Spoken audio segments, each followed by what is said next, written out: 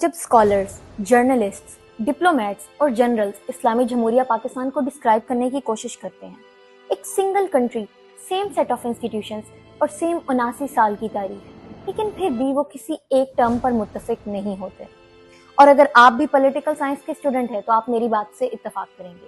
Political science کے پہلے سال ہی میں بچوں کو ہمارے ملک کے لیے ڈفرینٹ لیبلز یاد کرنے کو مل جاتے ہیں۔ ایک سیم ملک کے لیے 10 مختلف لیبلز پڑھائے جاتے ہیں۔ کوئی اسے گیریزن اسٹیٹ کہتا ہے تو کوئی اسے پریٹورین اسٹیٹ کہتا ہے۔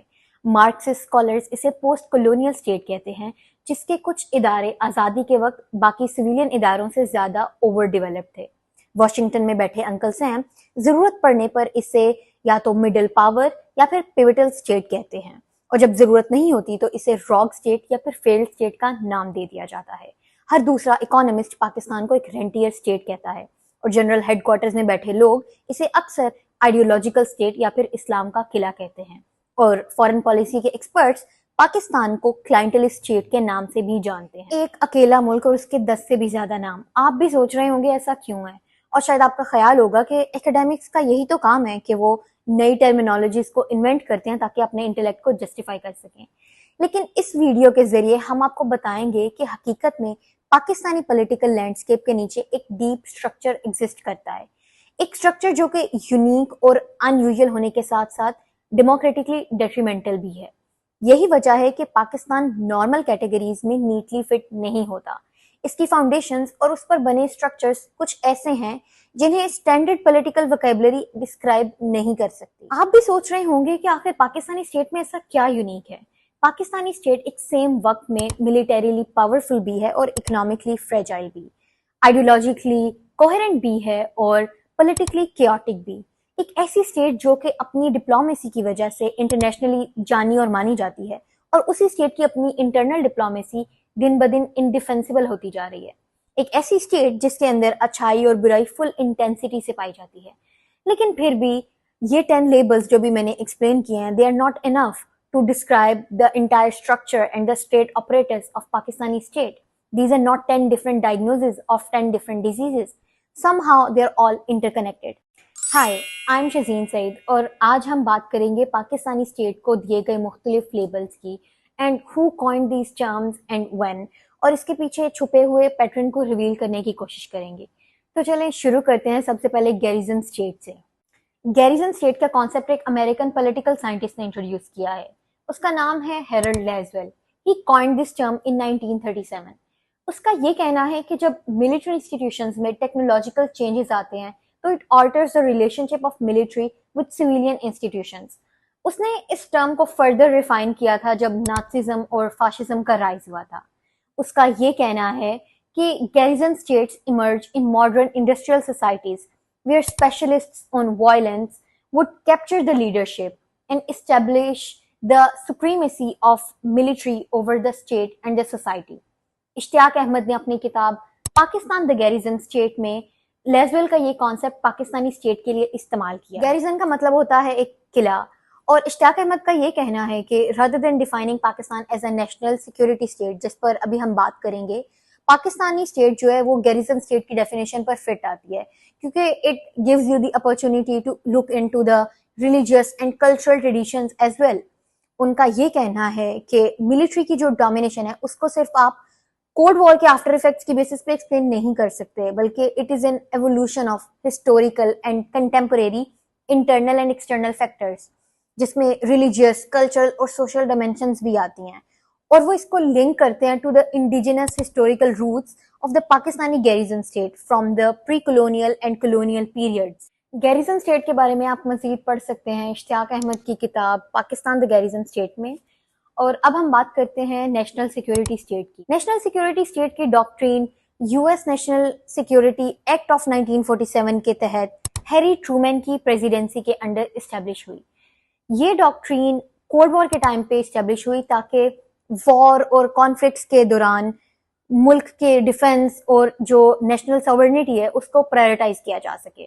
ڈفرینٹ لیٹن امریکن اور ایشین کنٹریز نے اس ڈاکٹرین کو اپنایا، اور جیک نیلسن پالمر جو کہ ایک امریکن ایکیڈیمک ہیں، انہوں نے 7 مختلف کیریکٹرسٹکس ایکسپلین کی ہیں which define a national security state، اور اب ہم بات کرتے ہیں وہ 7 کیریکٹرسٹکس کیا ہیں. پہلا یہ کہ ایک نیشنل سیکورٹی اسٹیٹ جو ہے اس میں military is the highest authority, وہ گارڈین ہوتی ہے. It claims to be the guardian of national interest, اور ان کا جو انفلوئنس ہوتا ہے وہ ایکسٹینڈیڈ ہوتا ہے to the political, military and economic affairs. اور دوسرا یہ کہ نیشنل سیکورٹی اسٹیٹ جو ہے جمہوریت کو شک کی نگاہ سے دیکھتی ہے. بے شک فارملی ڈیموکریسی پریزنٹ کی جا رہی ہو لیکن real power resides with the military. اور تیسرا یہ کہ ایسی اسٹیٹس میں ملٹری کے پاس سبسٹینشیل اکنامک اور پولیٹیکل پاور ہوتی ہے. چوتھا یہ کہ نیشنل سیکورٹی اسٹیٹس جو ہیں ملک کے اندر اور باہر موجود دشمنوں کے ساتھ ڈیپلی obsessed ہوتی ہے. پانچواں یہ کہ اسٹیٹ اینیمیز جو ہیں ان کے مطابق بہت کننگ اور ڈسیٹفل ہیں، تو any means to obliterate them are considered legitimate. چھواں یہ کہ ایسی اسٹیٹس میں پبلک ڈیبیٹ یا کریٹیسزم ریسٹرکٹیڈ ہوتا ہے، اور ڈیموکریٹک پروسیس میں پولیٹیکل پارٹیسپیشن جو ہے لمیٹڈ ہوتی ہے. اور ساتواں یہ کہ ایسی اسٹیٹس جو ہیں ریلیجیس ماڈلس کو یوز کرتی ہیں to mobilise its financial, ideological and theological resources to support the national security state. یہ تھی وہ 7 کیریکٹرسٹکس جو کہ جیک نیلسن پالمیئر نے نیشنل سیکورٹی اسٹیٹ کو آئیڈینٹیفائی کرنے کے لیے دی. امریکہ میں لوگوں کو خطرہ تھا کہ کہیں ویسٹرن ڈیموکریسی کی جگہ نیشنل سیکورٹی اسٹیٹ نہ لے لے، لیکن U S did not opt that structure but many Asian and Latin American states replicated this. اور اگر ہم اس کو پاکستانی اسٹیٹ سے ریلیٹ کریں تو all these characteristics seem very relevant. مختلف جنرلز نے اور مختلف جرنلسٹ اور ڈپلومیٹس نے پاکستان کو مختلف اوکیزنس پہ نیشنل سیکورٹی اسٹیٹ کہا ہے. ہمارے ملک میں the military is given the highest priority based on the idea of perceived or real threat of internal and external enemies. اور اس کی وجہ سے the maximum budget is spent on its defense. اپنے 79 سال کی انڈیپینڈنس کی تاریخ میں پاکستان نے تقریباً 30 سال فل فلیج ڈکٹیٹرشپ میں گزارے ہیں، اور اس کے علاوہ بھی جو سویلین ریپرزینٹیٹیوز حکومت میں آتے رہے ہیں they needed validation from the military. Ayesha Siddiqa نے اپنی کتاب انسائڈ پاکستان ملٹریز اکانومی میں ایک ٹرم استعمال کی ہے مل بز، جس سے مراد یہ ہے دا ملٹری انٹرپرائز یا پھر دا ملٹریز انٹرنل اکانومی. اس سے مراد ہے وہ ریسورسز اور کیپٹل جو ملٹری کنٹرول کرتی ہے. It covers the business ventures, real estate holdings, banking, production units, and corporate entities run by armed forces, welfare trusts, and foundations. And this aligns with Palmer's identified characteristics for national security state. اب بات کرتے ہیں پریٹورین state کی. جہاں garrison state ہمیں military dominance کی sociology کو سمجھاتا ہے، وہیں پر پریٹورین اسٹیٹ ہمیں اس ملٹری ڈومیننس کی پولیٹیکل سائنس کو سمجھاتا ہے. پریٹورین اسٹیٹ کی یہ ٹرم پریٹورین گارڈ سے نکلی ہے. پریٹورین گارڈ اینشینٹ روم میں ایک ایلیٹ ملٹری یونٹ ہوتا تھا اور اس کا پرپس تھا ٹو پروٹیکٹ دا ایمپرر. لیکن this unit ended up making and breaking the emperors at its will. اور اس میں جو موجود جنرل تھے وہ خود کنگ میکرز بن گئے اور وہ پاور کو اوبے کرنے کی بجائے ایک الٹیمیٹ پاور بن گئے. اموس پرلمٹر نے 1960s میں پریٹورین اسٹیٹ کا کانسیپٹ ڈیولپ کیا، اور یہ ایک ایسی اسٹیٹ کو کہتے ہیں جہاں ملٹری پالیٹکس میں فریکوینٹلی انٹروین کرتی ہے، جہاں پروفیشنل آفیسرز رولنگ ایلیٹس بن کر اسٹیٹ کی پالیٹکس کا فیصلہ کرتے ہیں. And he categorize the praetorian state into 2 different types. اور پہلی ٹائپ کو کہتے ہیں آربیٹریٹر ٹائپ. اس میں ایسا ہوتا ہے کہ جب سویلین پالیٹکس بہت زیادہ میسی ہو جاتی ہے، بہت زیادہ کیوٹک ہو جاتی ہے، تو پھر ملٹری انٹروین کرتی ہے. It steps in, cleans up and theoretically steps back. ایک اچھے ریفری کی طرح یہ ڈفرینٹ پولیٹیکل فیکشنز کے درمیان میں آربیٹریشن کا کام کرتی ہے. شروع میں پاکستانی ملٹری جیسے کہ ایوب خان کے ملٹری کو کے دوران انہوں نے اپنے آپ کو اسی طرح پریزنٹ کیا تھا as a corrective to clean up the mess of civilian incompetence and corruption. اور اس میں دوسری ٹائپ ہوتی ہے رولر ٹائپ. اس میں ملٹری اسٹیپ ان تو کرتی ہے مگر پورا اسٹیپ بیک کرنا بھول جاتی ہے. It starts governing directly. وہ اپنا ایک پورا اکنامک امپائر کھڑا کرتی ہے، میڈیا کو بھی اون کرتی ہے، اور ملٹری جو ہے جوڈیشری کو بھی انفلوئنس کرنا شروع کر دیتی ہے. اور ہر پولیٹیشین کو سپریم پوزیشن پر پہنچنے کے لیے ملٹری کے ایک انویزیبل اسٹیمپ کی ضرورت پڑتی ہے. So instead of serving as an arbitrator between different civilian factions, military خود ایک فیکشن بن جاتی ہے which starts chasing power. اب بات کرتے ہیں آئیڈیولوجیکل اسٹیٹ کی. اور آئیڈیولوجیکل اسٹیٹ جو ہے ایک بڑا ڈفرنٹ سوال پوچھتی ہے. سوال یہ نہیں ہے کہ کس انسٹیٹیوشن کے پاس پاور ہے، سوال یہ ہے کہ اس انسٹیٹیوشن کے پاس پاور ہے کیوں. اور یہ وہ کہانی ہے جو کہ اسٹیٹ اپنی عوام کو سناتی ہے تاکہ وہ اپنی پاور کو جسٹیفائی کر سکے. Pakistan was created as an Islamic state, یا پھر اگر تھوڑا پریسائزلی کہیں تو Pakistan was created as a state for Muslims. اس ڈفرنس کو جاننا بہت ضروری ہے. کیا جناح ایک اسلامک اسٹیٹ چاہتے تھے یا پھر وہ مسلمانوں کے لیے ایک اسٹیٹ چاہتے تھے which was not necessarily supposed to be governed by Islamic law. 11 اگست 1947 کی اسپیچ اور اس پر ہونے والی سیکولر ڈیبیٹ جو پاکستان میں چلتی رہتی ہے اس پر ہم کسی اور ویڈیو میں بات کریں گے. جناح کے جانے کے بعد آبجیکٹو ریزولوشن آف 1949 نے صاف صاف ڈکلیئر کر دیا کہ سوورنٹی belongs to اللہ. پاکستان کی آئیڈیولوجیکل ڈائریکشن تب سیٹ ہو گئی. تب سے پاکستان کو ایک آئیڈیولوجیکل اسٹیٹ کے طور پر پریزنٹ کیا جاتا ہے، ایک ایسی اسٹیٹ جو اپنی لیجیٹیمیسی کسی ڈیموکریٹک مینڈیٹ یا پھر اکنامک پرفارمنس سے ڈیرائیو نہیں کرتی، بلکہ اس کا اندازہ اس بات سے ہوتا ہے کہ وہ اپنی تہذیبی، نظریاتی اور مذہبی سرحدوں کی حفاظت کس جنون سے کرتی ہے. اور آئیڈیولوجیکل اسٹیٹ کی یہ تھیوری جو ہے گیریزن اسٹیٹ کے لیے بہت زیادہ مفید ثابت ہوتی ہے، کیونکہ یہ ملٹرزم کو ایک اٹرنل جسٹیفیکیشن پرووائڈ کرتی ہے، جس کا مطلب یہ ہے کہ اگر پاکستان اسلام کا قلعہ ہے تو پھر پاکستان کو جو تھریٹ ہے وہ ڈائریکٹلی اسلام کو تھریٹ ہے. لہٰذا ڈیفنس بجٹ صرف ایک اسٹیٹ ایکسپنس نہیں بلکہ ایک قسم کی ریلیجیس آبلیگیشن ہے. ملٹری صرف ایک انسٹیٹیوشن نہیں ہے بلکہ وہ ایک سورڈ آف فیتھ ہے، اور ایک جنرل صرف جنرل نہیں ہے بلکہ وہ ایک اسلام کا سپہ سالار ہے. اب ہم چلتے ہیں اپنی نیکسٹ ٹرمینالوجی پہ. 1972 میں حمزہ علوی جو کہ ایک پاکستانی مارکسسٹ سوشیولوجسٹ ہیں، انہوں نے نیو لیفٹ ریویو میں ایک ایسے شائع کیا the state in post colonial societies کے نام سے، اور اس میں انہوں نے ایک بڑا پیکیولر، بڑا unique observation the about colonialism جو کہ بہت سے لوگ مس کر دیتے ہیں.